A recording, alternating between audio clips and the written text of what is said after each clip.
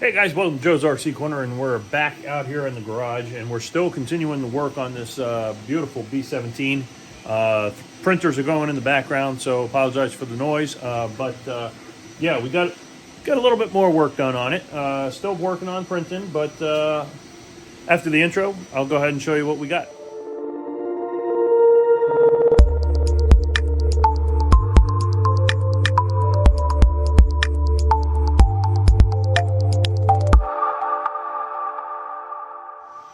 All right, guys, so like I said, we got a little bit more work done. As you see, there's a bit more in the back here. The dummy guns are just basically, I believe these were 4mm carbon fiber rods or tubes. I'm using tubes. And they just kind of fit right in the holes, already pre-made into the body of the aircraft. Now, there are some imperfections in my printing, but for the most part, I'm pretty happy with how this is turning out. We'll have to do some sanding. We'll tape off some panels here, and what I'm thinking about doing is using some of this metallic chrome, and I think that'll give a nice sheen on some of the panels that have these some of the sanding imperfections. But I think all in all, I think we'll be all right using this material as the base, and then we'll do some weathering, of course, and everything will look fine. So the internal structure, one thing I did not do, and I didn't realize until after the fact, is there are some pieces that help support. I'm not sure how well you will be able to see here, but there's some pieces here that support like Nyrod or whatever type of push rods you want to use here. I'm going to use some Nyrods in here, and this kind of just helps support the material.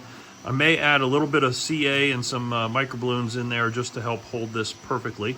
But other than that, should be fine. This is the main retract section here. So the main or the tail wheel retractable. I'm just going to do a standard fixed gear on this, so I'm not going to worry about any of that. And then we have this is for the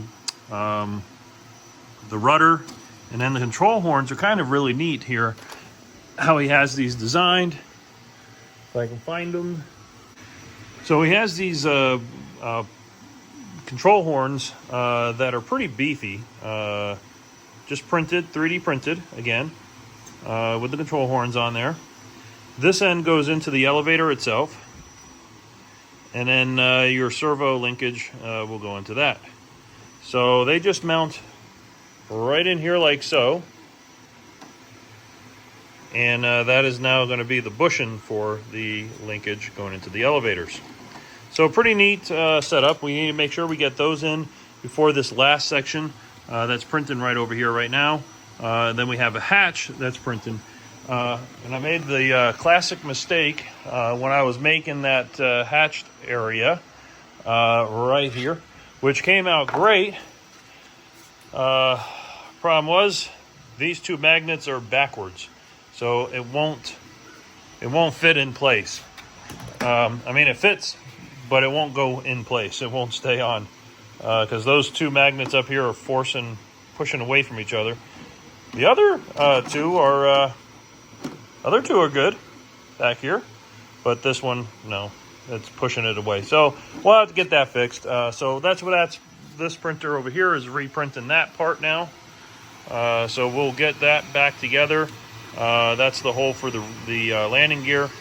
We'll get that reprinted, glued back together, get those magnets back into place correctly, and then we can get that panel down there mounted.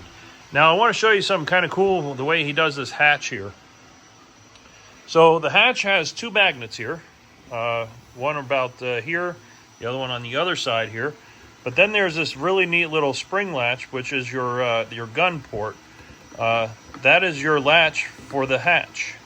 I'm not sure if I'll be able to do this one-handed or not.